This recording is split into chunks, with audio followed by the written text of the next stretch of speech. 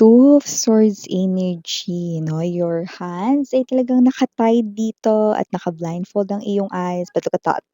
Okay, there's a man in front of you. Wala tayong gender dito, no? But it looks like with the Two of Swords right in here, it looks like, no, gusto mong mag-decide pero maaaring hindi ka pa tuluyang makapag-decide kasi maaaring meron dito na pumapasok sa isip mo na maaaring nagiging blockage in this connection. But it looks like kung sino man ito, no, this is something here na nape-feel ko na wala yung bahid ng ex mo, walang energy ng ex mo. So this is definitely here new love popping out right here or new person, no?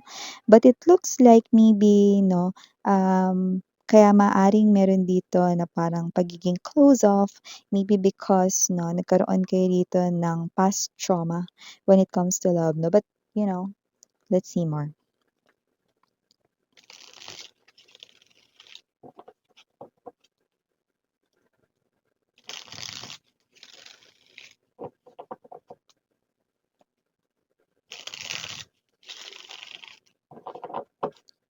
Okay, let's go.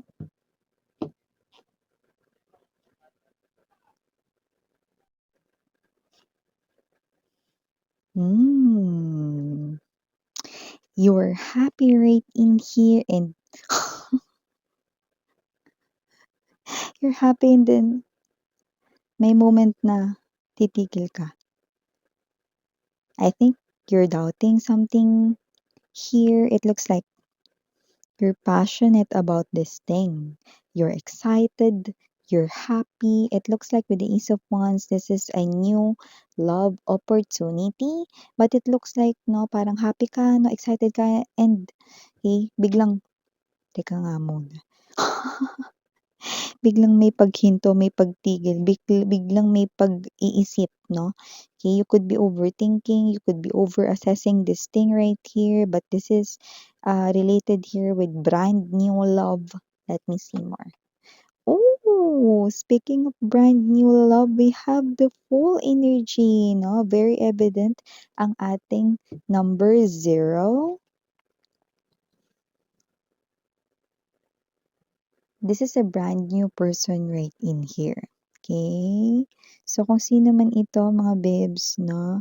I'm seeing that this person right here is someone na yung iba sa inyo nakilala nyo na. Yung iba sa inyo, no, makikilala nyo pa lamang, no? Kaya naman, just take only what resonates. Let me see more.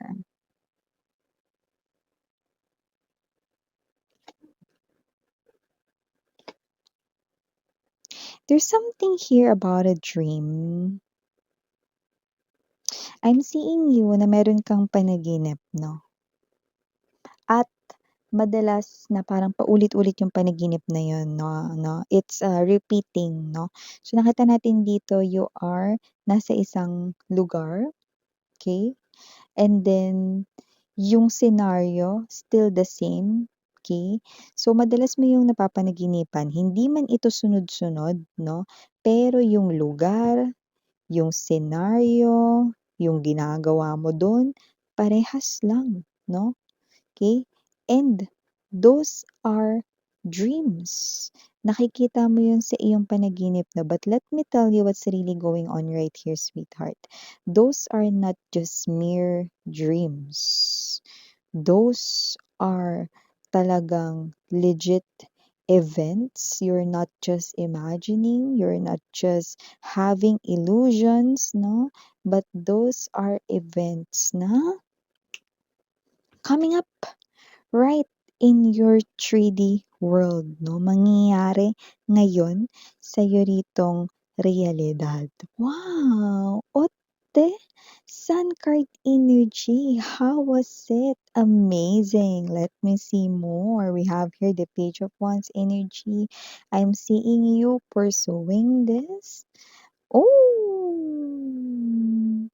I saw the sign.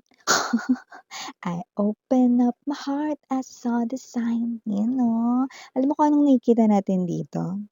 Mamaya. We have here the Ace of Swords energy, Eight of Coins. Ooh, could be dealing here with the King of Pentacles. Wow, a faithful person. I love it. no?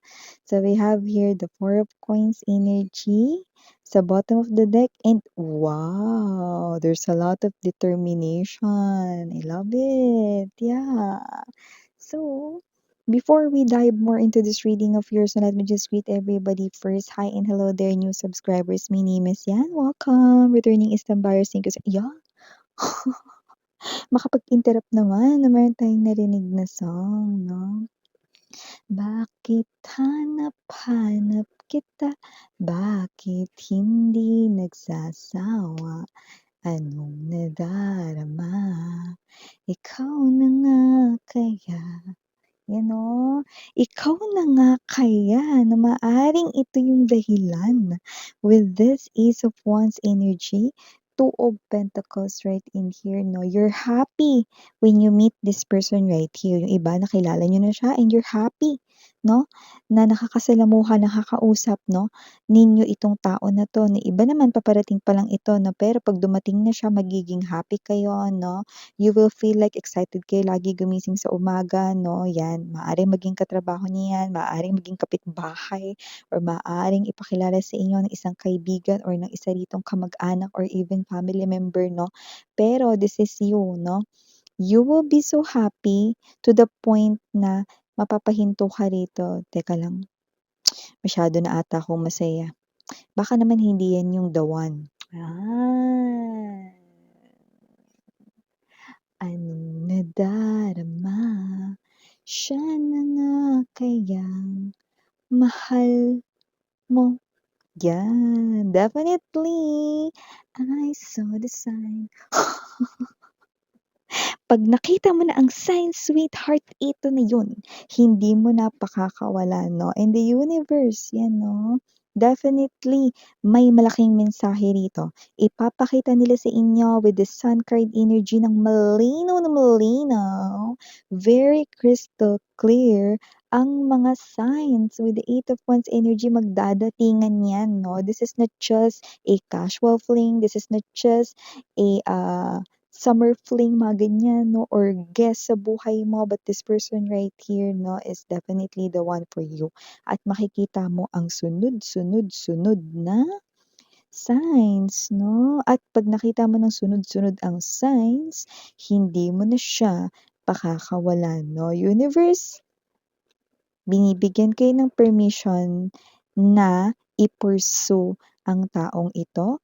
Tanggapin sa life mo with open arms because this person right here is the one for you. Alam mo, naglilitawan talaga yung mga reading ngayon ng future love, no? I love it talaga for you guys, no? New love talaga tayo rito, no? Team New Love! New Love! Tara na dito mga babes. Nakikita ko dito kung sino to new love ninyo, ang bongga. King of Coins energy is an energy right here of someone who's faithful. Okay? Talagang mabubusog kayo sa pagmamahal nitong tao na to, no? Hindi lang sa hapagkainan, hindi lang sa lahat ng mga pangangailangan ninyo, no? At ito pa maganda mga babes, no? Nakakita tayo rito ng energy, no, na 'di ba may kanya-kanya na pag-uugali ang mga tao, no? Sometimes, no, may mga ugali yung mga tao na hindi naiintindihan ng iba. Pero dito mga babes, no, kahit alien talk pa kayo or maging moody kayo rito or ano man rito, no, eh, kahit wala kayo ritong eksplanasyon na gawin, kahit hindi kayo magsalita, maiintindihan niya kayo. Wow. 'Di ba? Kahit na mga babes 'no, may toyo pa kayo minsan, maiintindihan niya kayo. Yan ako miss yan talaga yung gusto ko sa isang person, eh. Well, yun ang isa sa mga lumilitaw 'no, na pangalawa 'no, na itong person na 'to maiintindihan niya kayo rito 'no, okey? Kahit na hindi kayo maintindihan ng ibang tao rito 'no. So, nakita ko dito that this person right here 'no, isa yun sa pangmalakasan niya rito 'no, na talagang pogi points or ganda points sa inyo 'no. Siyempre number one, ang pagiging tapat or faithful. Bongga guys 'no. So ngayon pa lang ang gagawin natin. Claim, claim, claim, claim, claim na yan mga babes 'no. Ang person na 'to, nakikita ko maaaring makilala mo siya 'no, maaaring summertime season, springtime season, or maybe kapag may araw 'no, or might be umaga 'no, or katirikan ng araw, tanghali, 'yan 'no, may mga ganito tayong nakikita rito na puwedeng meron dito na nakita ko dito ng grupo 'no, ng individuals 'no, maaaring ganito 'no, let's say for example 'no, lunchtime example lang 'to 'no, kakain kayo ng mga workmates mo dito 'no, and then yung isa sa workmate mo meron siyang kakilala or may friend siya sa kabilang building 'no, na naka-lunchtime din 'no. So, probably maaaring makilala mo 'no, yung tao na yun 'no, or kasama nung tao na yun yung isa rito 'no, dito sa lumilitaw na new love mo, ang taray. So, yung new love talaga ngayon palitaw-litaw 'no. Kaya naman ang dapat gawin 'pag mga palitaw-litaw na ganyan, grab, grab, grab, grab, getching-getching niyo na mga babes 'no, dahil meron ditong fish na talaga naman na maganda na mahuli mo 'no, sa iyong lambat of course 'no. Nakikita natin dito 'no, na very good catch itong person na ito at nakikita natin that this person right here is someone you're looking for 'no, at yun ang isa sa number one, number two na talaga namang gusto mo sa isang partner, guy or woman right in here na when it comes to love. Wala tayong gender dito of course LGBTQs, welcome rin kayo mga mahal, okey? At siyempre nakikita ko dito 'no, na dahil nga may mga times 'no, na parang 'pag sobrang happy kayo rito, yung iba rito nakita ko naniniwala kayo 'no, na 'pag sobrang happy kayo 'no, ang sunod nun magiging malungkot na kayo 'no. So hindi yun totoo, that's a myth, yan 'no, MYTH 'no. Dahil hindi porket masaya kayo ng sunod-sunod 'no, eh, magiging malungkot na kayo, hindi yan totoo 'no, that is just a myth, 'di ba? So, nakikita ko dito 'no, na ito na talaga yung person na talagang magpapasaya sa'yo everyday, ano. Yung iba, literal nakikita ko sweet, meron talaga siya ritong paandar everyday, lagi siya ritong may pa-hubs for you na talagang andun yung pagmamahal niya. Paano yung miss yan? Kunwari magaling siya magluto or marunong siya, masarap siyang magluto 'no, lagi ka niya ritong pababaunan ng pagkain, 'yan 'no. And niluto niya yun 'no, na may sangkap ng pagmamahal, ayan 'no. Or maaaring example 'no, puwedeng siya ay plantito't plantita 'no, at mahilig siya rito 'no, na magtanim 'no, at, meron siya rito 'no, na sabihin natin na parang malahar din 'no, ang dami niyang tanim 'no. So, maaaring yung mga flowers doon na siya mismo yung nag-alaga, nagpatubo 'no, at nagpalaki ng mga yun, na yun yun na lagi siya ritong may pabigay na flowers sa'yo 'no. Example lang yung mga babes, maaari pang may mga iba pang mga paraan 'no. Si iba naman dito na is maaaring, kung kayo ay may uniform sa inyong work na example lang ito, okey, siya maglalaban ng uniform mo araw-araw, 'di ba? Sa mga gano'ng klase ng energy na lahat ng ginagawa niya rito 'no, araw-araw ay may halong pagmamahal. Yay! Kaya huwag mo ng tanungin ang iyong sarili kung siya nga ba 'no, kasi maupo kayo na medyo kasi nahihilo ko dun sa iba. Yung energy niyo kasi 'no, 'pag happy kayo rito humihinto kayo and sasabihin ninyo baka hindi siya yung the one. Ano mangyayari baka mamaya nagiging super happy lang pala ako ta's wala lang pala lahat ng ito, 'yan 'no. Well, definitely your intuition speaking na talaga dito very straightforward 'no, and the universe is already 'no, wanting me to tell you guys 'no, na ide-deliver nila 'no, ang parcel of signs with S 'no. Sunod-sunod sa'yo 'no, para matukoy mo na itong tao na 'to at maiispatan mo 'yan ng bongga 'no, with the Ace of Swords energy dahil nakita ko that with the Ace of Swords energy, hindi ka slow sweetheart, mabilis kang pu-pick-up 'no. So nakita ko rito 'no, na bukod diyan may hobby ka rin 'no, na talagang manood ng mga tarot or energy readings 'no, kaya hindi na ako magtataka kung isa kang istambayer sa channels ko. Dahil yun ay isa rin sa clue na matibay 'no, na ang reading na 'to ay for you 'no, lalo na kung adik ka sa panonood ng mga tarot or energy readings. Pero siyempre tandaan mo mga babes 'no, maaaring dapat or mas maganda na kumunik ka 'no, sa isa or dalawa lamang na tarot reader 'no, para yung energy mo is very compact and intact 'no, at para makakuha ka rin ng guidance lalo na kung yun naman yung hanap mo 'no, yung guidance.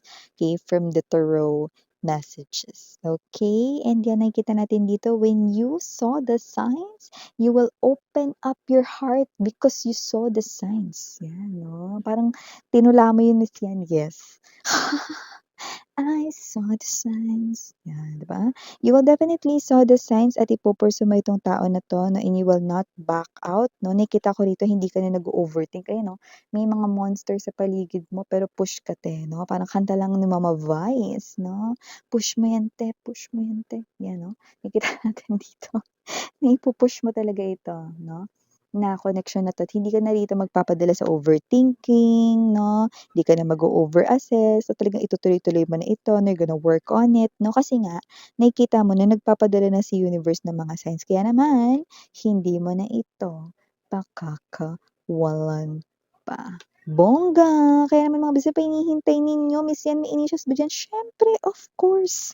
Yan 'no, siyempre na nga of course pa 'no, we have here letter H, andito din letter P, andito rin letter T, mawawala ba ang letter C? We also have here the letter B as in boy ha 'no, and we also have here the letter Q, mawawala ba dito ang letter O? And last but not least, the letter A. So yeah, these are all the messages we've got right here for you, sweetheart. Thank you so much for your time here, babe. And again, I'm your Yana on Sarang Heyo Love and Light. Annyeong.